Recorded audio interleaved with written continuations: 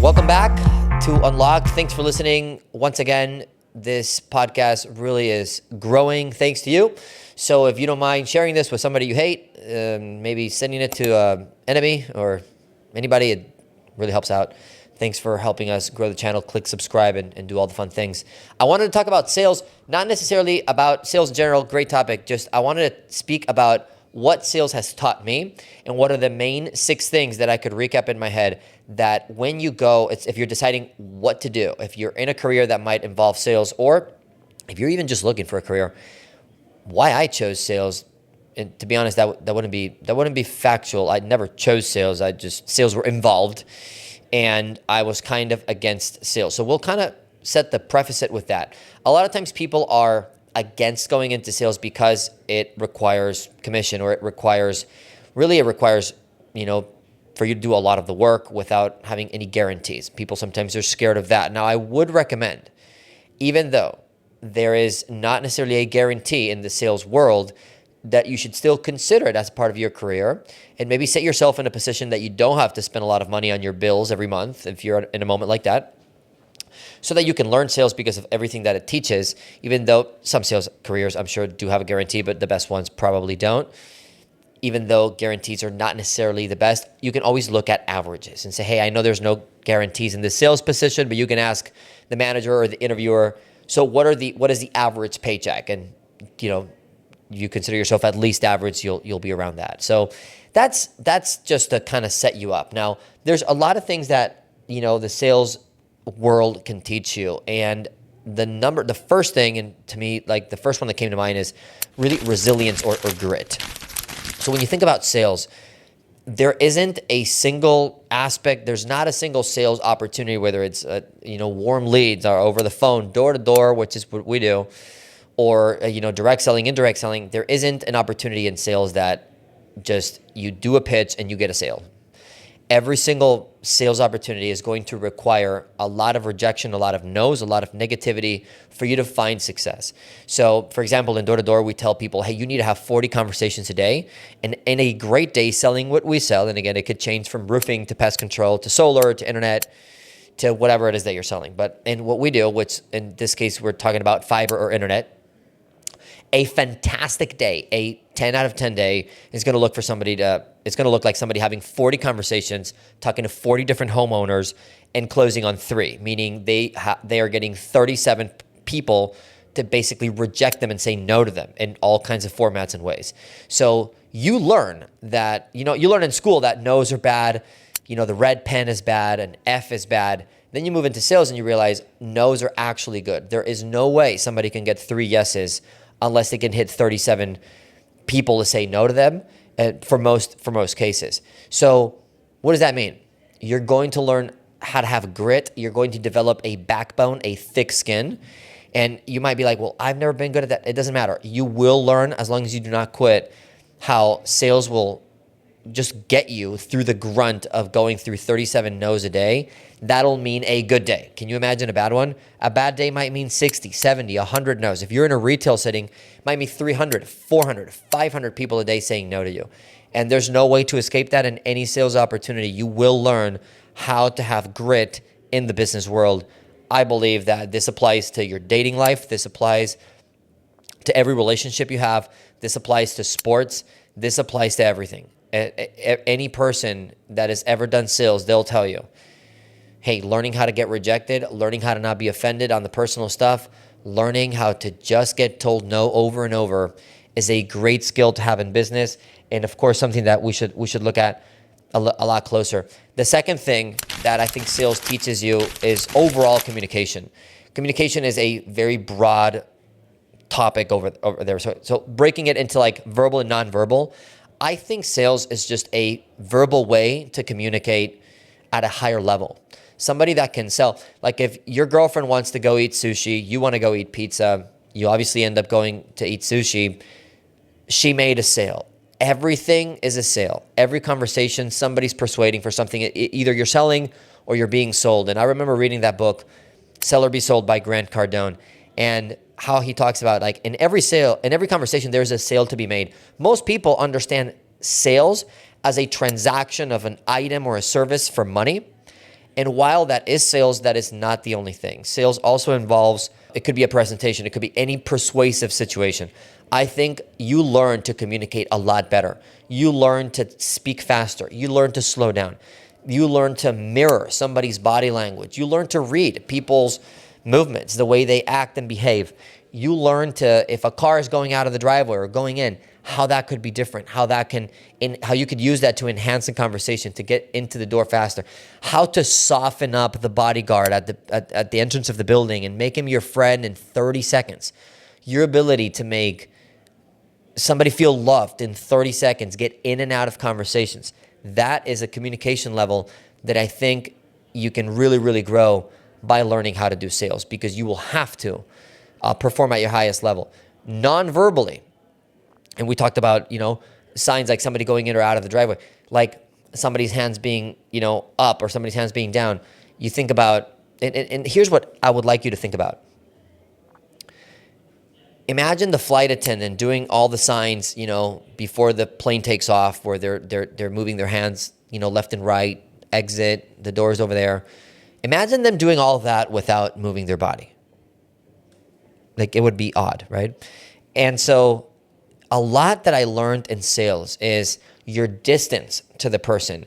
If you're facing them front, if you're like right across from them, AKA like when you're at a counter selling something, or if you kind of give them your shoulder and turn to the side so they have like a way out, physically out of the conversation, everything matters. And I learned everything with sales. There was a part of my career where I was doing group sales, and I was taught by a very successful group seller where he was teaching us the psychology of group selling.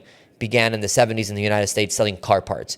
And he was teaching us group behavior and how when you're selling to a crowd, it's got to be at least 4 to 6 people, and starting the Jones effect, the greed factor, and doing a ghost look and raising your hand would kind of get people prompted to raise their hand before you even ask them what they raise their hand for. And I remember group selling, if you have the wrong intent, you could totally manipulate a crowd into doing, saying, or even purchasing whatever it is that you want.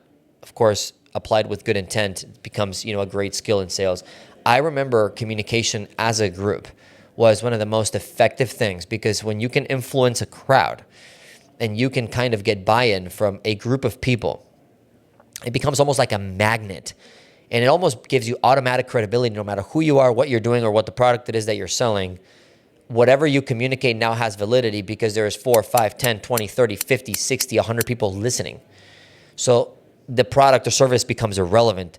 Your communication skill is so high up there that it's earned you credibility, which is going to transfer into the results. I also wanted to talk about work ethic. And sorry, looking at my notes here so I don't forget. Number 3, and the third thing that you'll learn, and it kind of goes side by side with grit. I think work ethic is huge. And everybody that I know today, I'm 31 years old. It's 2025. I've been doing direct sales for 8 years or 7 years. Wow. That kind of aged me a little bit. Everybody that you ask, they'll say, well, Richard has a great work ethic. And, while through my personal insecurities, I might disagree in some cases, I never looked at myself, I do agree, but I never looked at myself like that when I first started. When I first started, I didn't think I had a work ethic. Now, if I had to go play sports, or if I got to go do something I really like, I would put my all into it. But I never would say I'm a very, very hard worker. I think I was kind of lazy. And I started this business. I started entry-level sales. I was kind of lazy. I was not coming in to the extra team day to eat pizza with my coworkers. I was just kind of going home. I was clocking out at 4, mentally clocking out at 3:30. I was not going the extra mile. I didn't understand. But one thing I learned through sales is if you want to get results, which eventually if you have any bug of competitiveness in you, which I think everyone does, you'll have to learn to work hard. And you'll notice that unless you do, you will not get results, or you will not be at the top of the tracker. Even with that, I'll say, unless you do actually work really hard. And by the way, you'll learn that does become the separator. And so I don't think I would say I learned to work hard. I learned what it took to get the highest results, and I got addicted to that, and working hard was a prerequisite for that. I started looking at work ethic in a very simple way. The day has 24 hours. You just got to work 12, whether it's the first 12 or the second 12, it doesn't matter. A person that works 12 hours a day focused is probably a person that works hard. It's pretty tough to learn that in an employee environment where you're clocking out at 5 o'clock or where you are getting paid an hourly rate. I also worked at Whataburger and I was doing the French fries. And if you ask my manager there, I don't think she would say I had a great work ethic. I hardly would believe anyone does. I'm sure somebody does. Because of the reward and the incentive. I think sales is a perfect world that if you're going to be a person that works very hard, which is recommended in any industry, the highest paid people are always the hardest working people.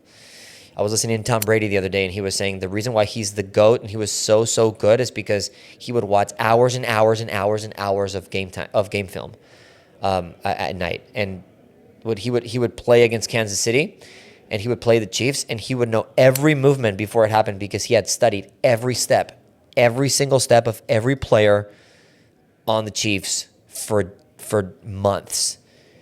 He's like, no one does this. I am watching film all night, every night.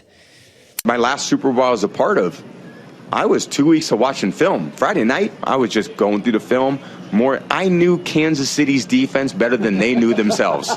I knew their body movements, the way their linebackers moved, the way their safeties moved. Tyrann Mathieu, Nick Sorensen, Shavarius Ward. I knew everything they were doing. I got out there on the field. I looked up as I was walking the line of scrimmage, I said, okay, they're blitzing.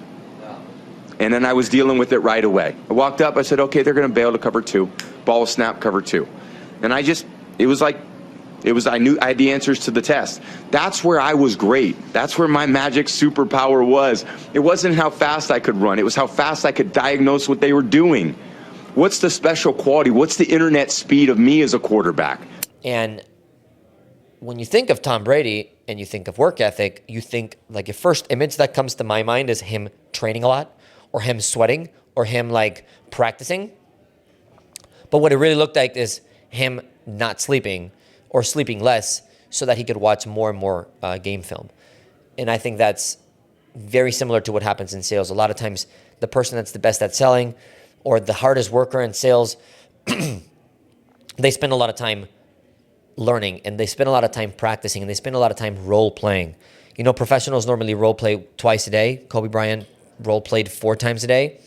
It doesn't work any different for sales. And I think if you want to be at the top of the tracker, if you want to be at the top of the bulletin, you will need that work ethic. And by the way, once you do it, you'll notice that it is the separator. You'll notice that the winner is kind of waking up on Saturday and Sunday doing something work-related, while the loser or the person not at the top is simply not. And I think, again, I was not the work ethic-driven person, but I learned, I started winning in life. I started winning in my career. I got addicted to that, and work ethic was just a prerequisite, just like eggs are a prerequisite to an omelet. That's kind of how it worked for me. And now I get tagged on the work ethic, hashtag when really I never searched for it. So I think work ethic is a big thing that people learn. I think number 4 is attitude. And people say that in sales, 99% of the world or 90% is confidence and attitude and 10% is mechanics. And look, there's different, mindsets about that. What I like to say about attitude is that kind of tied in with the grit, tied in with the rejection, unless you learn how to manage your emotion, unless you learn how to have the same tone and enthusiasm on your last customer than you did on your first, it's going to be extremely hard. So I remember learning attitude, and I remember learning how, the first couple of weeks of learning a new pitch, a new product, a new thing, could be in the same career, just learning something new. A lot of the times at the very beginning, it's pretty easy. And you probably see it on your onboarding class. You see all the people that are brand new kind of kicking butt. What I notice is that, and what I respect the most, is the salesperson that's still there, that keeps getting knocked over and over and over and keeps getting up. That's the person I have the most respect. Attitude is huge, because after the 3rd or 4th week, after the palm trees are not so exciting, after the product has already been sold enough, after you've heard enough rejection, enthusiasm is now a choice. Is not a God-given ability that you have just because it's your first trial. So that's why I think developing that attitude is kind of like a muscle. How do you build a muscle in the gym? You got to put weight. You got to put negative things on it. You got to kind of tear the tissue Developing your attitude is no different. You have to put negative things on it, rejection. You gotta put consistent weight on it, not quitting, going in every day. And then your attitude develops like a muscle. And that's the same way same way you build a muscle is the same way you build your attitude. So I think that's huge. Number 5 is making money. I think one of the best things about sales is that if you truly, truly learn sales in any environment, over the phone, door to door, in person, over the computer, on an email, at a gym club where you're just selling memberships, no matter where you learn how to sell, if you truly learn the art of selling, you will never, ever be broke again. You can always make money because every company that is in business today has a sales department and relies on their salespeople to generate income. Sales is probably the most reliable source of income ever. And you can look this up. I think after doctors and lawyers, I think sales is the highest growing industry, or the safest industry, indicated by people that are in their profession. And again, I might be wrong, but I believe that sales is probably one of the most reliable industries because you can make money. If you just learn how to sell for yourself, you can go to a garage sale, buy the stuff, and sell it marked up for $10 a piece. And then it just depends on how many garage sales you go to. That'll indicate your income, but it's absolutely no question a skill that'll teach you how to make money. Now, how much money or how frequent you get paid will depend on your activity and your work ethic that we've talked about.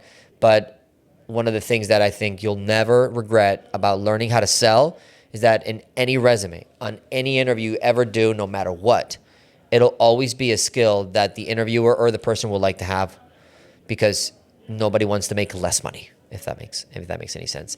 The last skill or the last thing, and there's many, but that I believe, the sixth thing that I believe you learn when you're in the sales world is problem solving. And I wrote down problem solving because even though it goes hand in hand with communication and selling, I learned in sales that, you got to give a buy or buy option to your customer.